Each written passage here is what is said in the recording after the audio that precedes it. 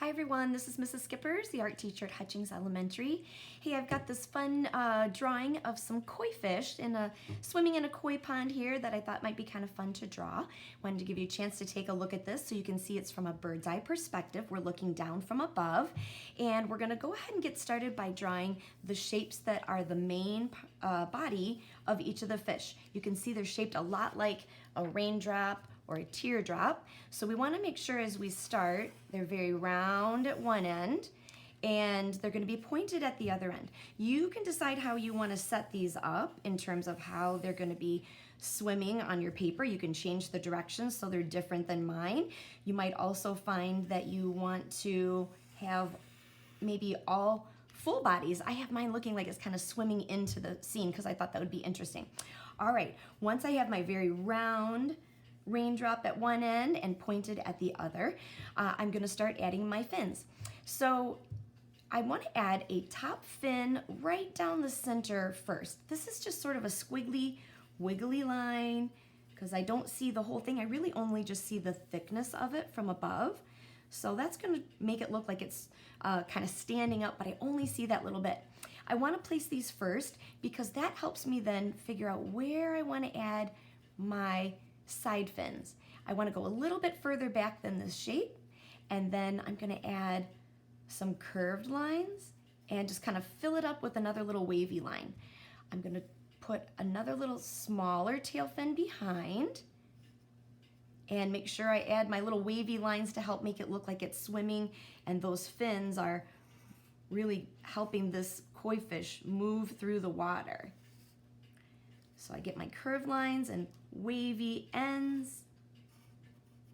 You don't have to have them be exactly alike because if he's swimming, they're probably going to look a little bit different. You do want to make sure that they're curving back away from the body though. So make sure you check that you're going the right direction here when you're drawing these curved lines. All right, I'm almost done here wrapping up my side fins. Get my smaller ones here. And then I'm going to move on to my tail fins. All right, so I don't have to worry about a tail fin on this guy, but I'm going to let this kind of keep curving with the direction that I drew that body. And again, really giving it that curved, bendy, kind of almost like a triangle shape, but made with curved and wavy lines. All right, the bodies are finished. Now I want to go in and I'm going to add some details here. I'm going to get my little curved line just right down the center of the head to make it look like the mouth. And then I'm going to add some semicircles for eyes. I want to add the semicircle because I wouldn't see the whole eye if I'm looking at this fish from above. So I'll get my semicircles and fill it in with another little curve inside to add a little bit more detail there to the eye. And then I've got my eyes for each of those.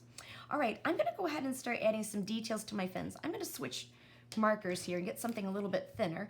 When you're drawing in pencil, you probably don't have to be quite as particular, but as you go in to detail this, you are going to want to make sure that if you're tracing with any kind of a marker that it's not too thick, because those skinny little lines really help make it look like the details that you might see on an actual fin of the fish. So I just don't have to be super particular, but my wavy lines are really going to help make it look like these fins are moving our fish through the water as he's swimming along. So I want to follow my curves. And I'm almost done here. You're going to want to make sure that you don't forget to go back in and add some curves also on the top fins here, because that also is going to be another little spot that we want to make sure that it's really recognizable that that would be another fin and not just some other shape. So I'm going to add a few close lines, but I'm going to let these be maybe even on a little bit of an angle. And hopefully that will help make it look like that's also moving. All right, I'm almost done here with my detail lines on my fish. And I'm ready to move on to my background. All right, where I've got some open spots, I feel like that's a really good place for me to add a big curve to make it look like I've got maybe some lily pads here inside my koi pond. So I really want to make this look curved, but I'm going to put this long V shape in here. And it all is going to depend on what kind of space you have left as to how many lily pads you might want to add. On this particular one, I don't have a lot of extra space. On my first one, I felt like I had a little bit more, so my fish were a little smaller on this one. So it's really going to be entirely up to you.